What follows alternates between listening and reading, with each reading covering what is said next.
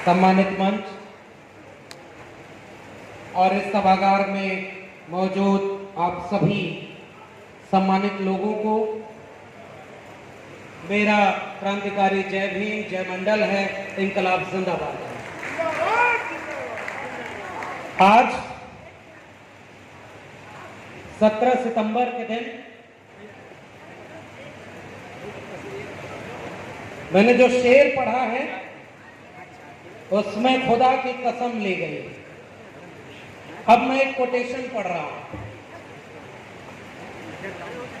ईश्वर नहीं है,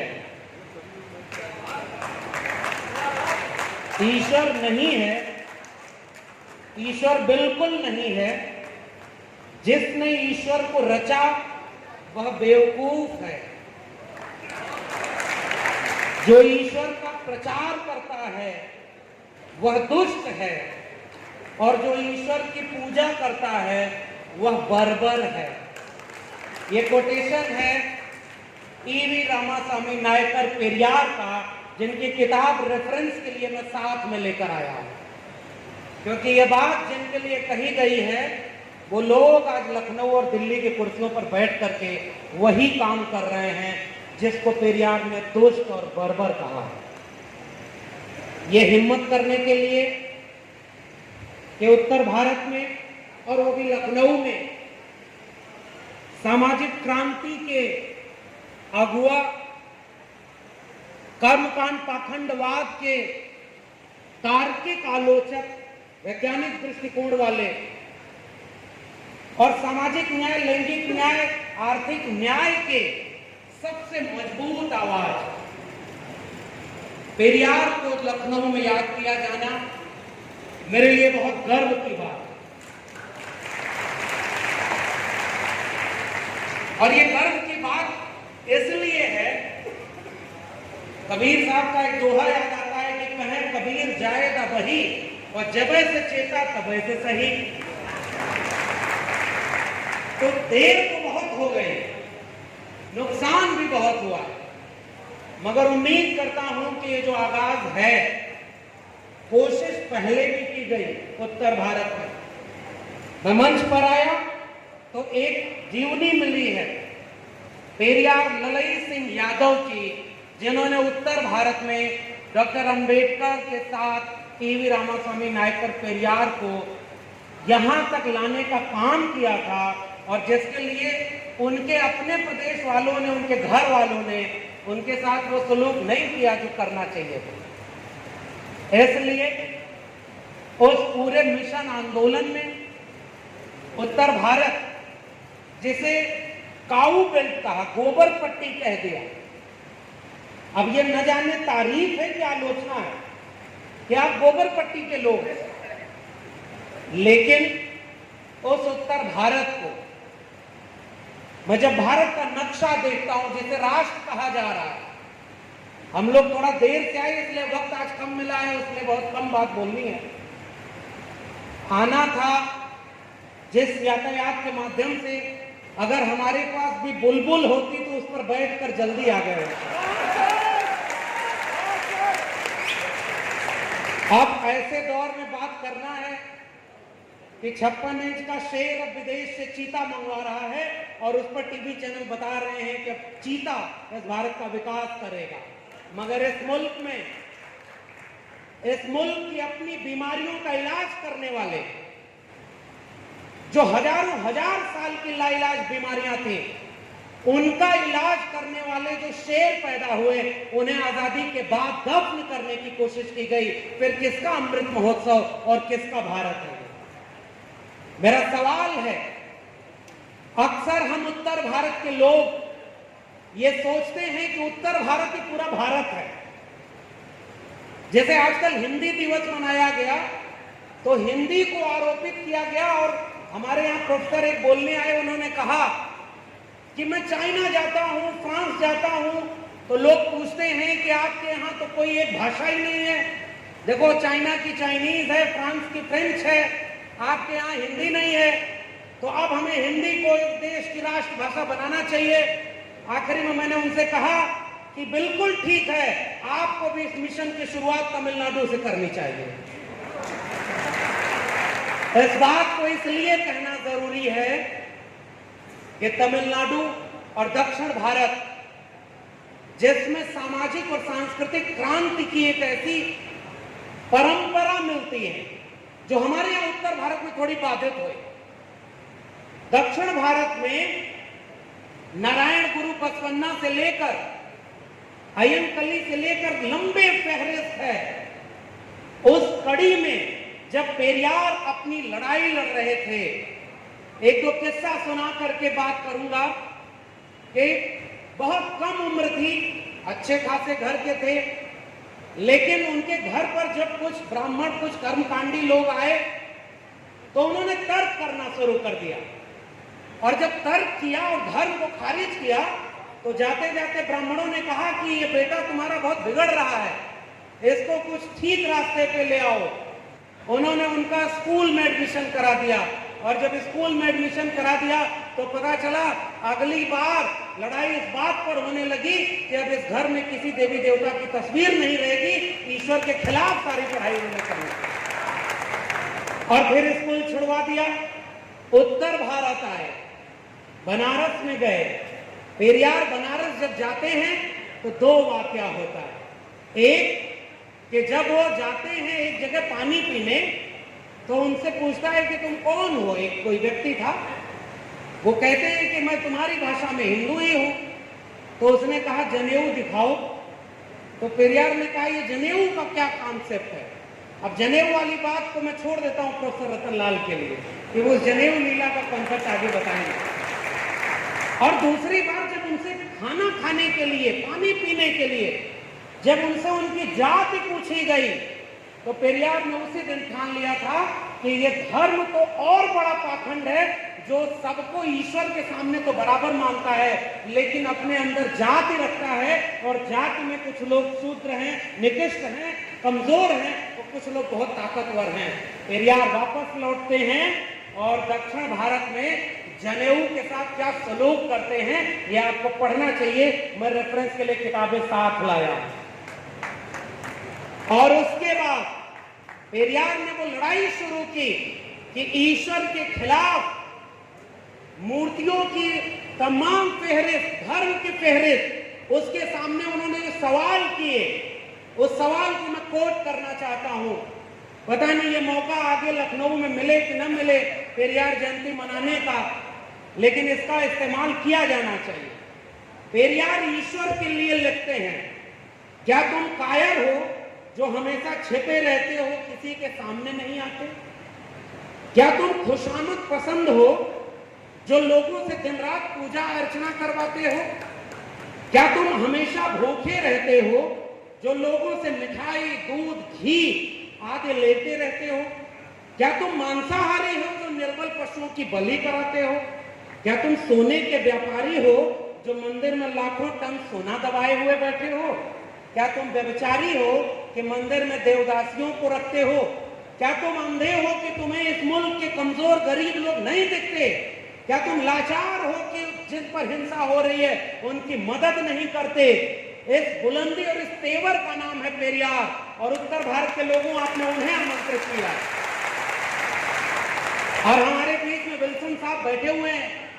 जो बात शंभू ने कह दी कि हमारे यहाँ भी तो सामाजिक न्याय का आंदोलन तो चला ही, मैं फिर से याद करूंगा मानवर कांशीराम को, जिन्होंने जब वामसेवक और बहुजन आंदोलन को आगे बढ़ाया तो दो काम किया था। मैं पेरियार को एक सांस्कृतिक और सामाजिक आंदोलनकारी के रूप में याद कर रहा हूं।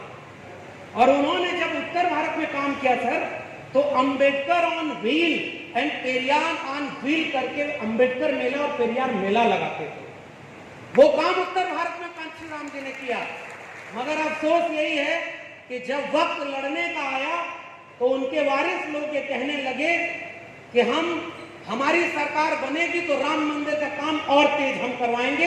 हाथी नहीं गणेश है, ब्रह्मा विष्णु महेश। और ये आलोचना हमें करनी होगी। और हमारे दूसरी तरफ एक दूसरी पार्टी, जहां तो मैं क्या बोलूं, लखनऊ में हूं, आसपास उनके लोग होंगे, उन्हें भी सोचना चाहिए कि घर गंगा जल से क्यों धुलवाया और इसका क्या इलाज होगा, ये आपको भी सोचना चाहिए। मैं इशारे में अपनी बात कह रहा हूं। और चूंकि वक्त बहुत कम है, मैं जब पेरियार को याद कर रहा हूं तो इस मंच से एक अपील, एक गुजारिश करने आया। राजनीतिक सत्ता बहुत महत्वपूर्ण होती है। 24 में चुनाव होने वाला है। 24 में चुनाव बहुत कुछ तय करेगा कि अब आगे आपको भी अगर सफर करना होगा तो अब देखिए, आपको भी नाली के गैस से चाय बनाता हुआ और गणेश जी को पहली प्लास्टिक सर्जरी कराता हुआ और उसके बाद सूरज को निकलता हुआ ही पढ़ेंगे आप, क्योंकि स्कूल, कॉलेज, विश्वविद्यालय बेच दिए गए। इसलिए पेरियार साहब को मैं आखिरी बात केवल अपील के लिए कह रहा हूं, ये जितनी किताबें हैं ये घर घर पहुंचाइए। कोशिश की थी ललित सिंह जी ने, और सच्ची रामायण और रामायणा का ट्रू रीडिंग, आप राम के नाम पर पूरे देश में राजनीति कर रहे हो।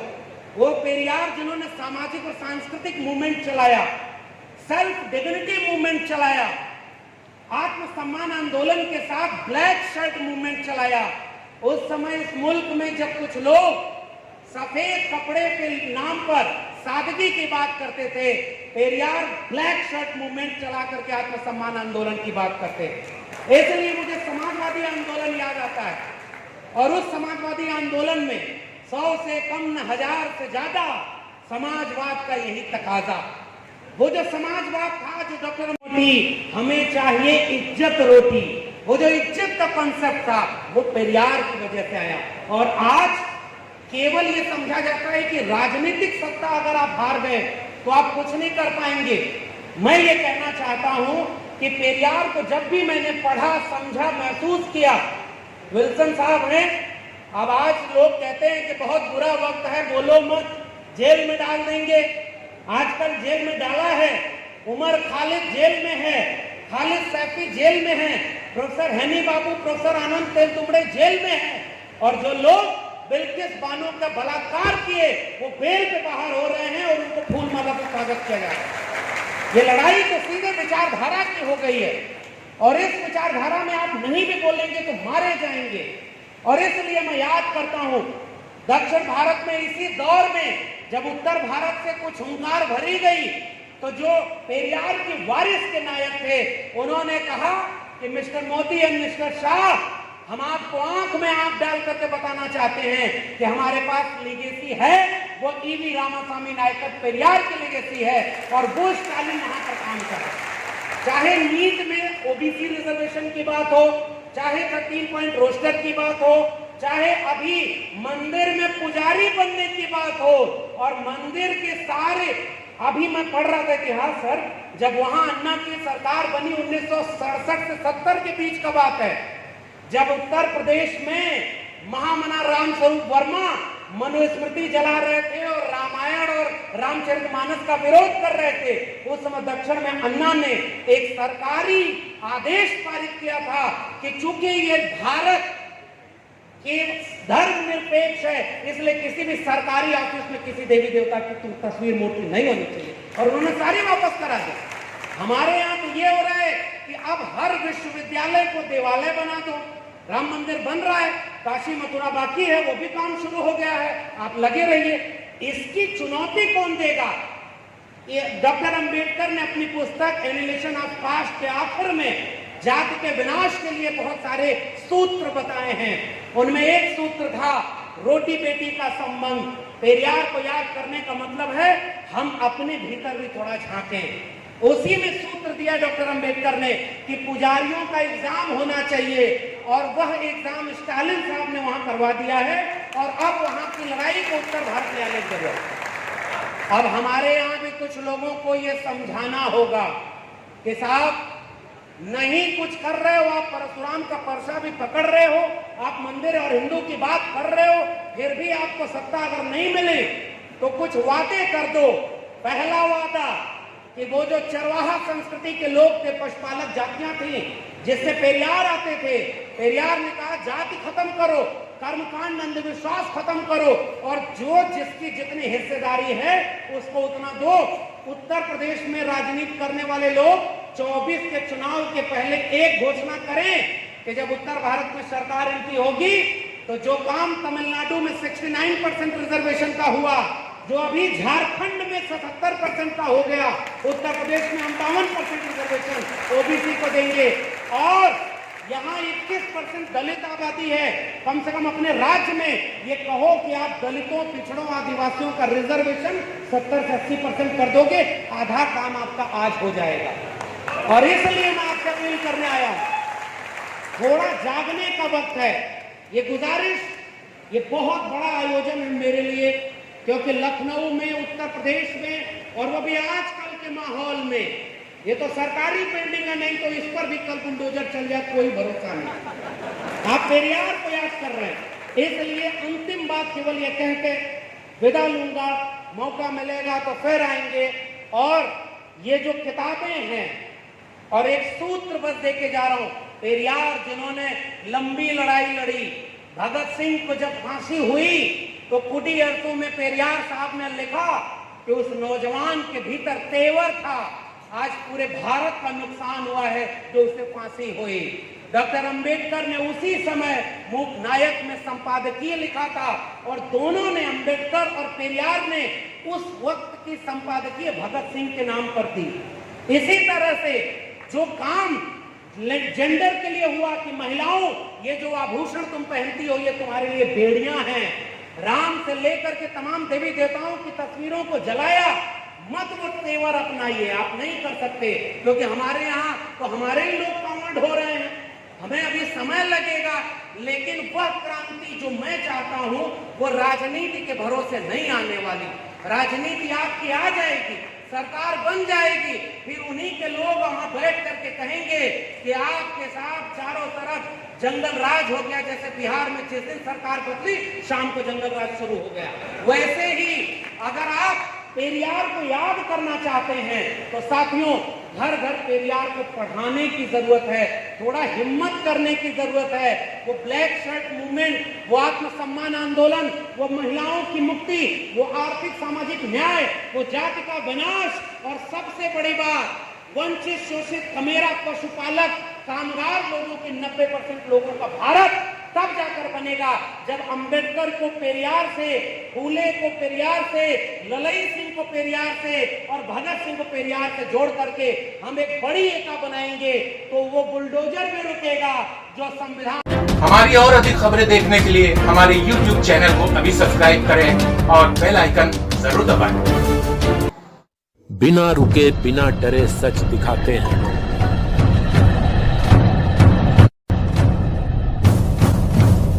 सच का जज्बा लिए आगे बढ़ते हैं हम।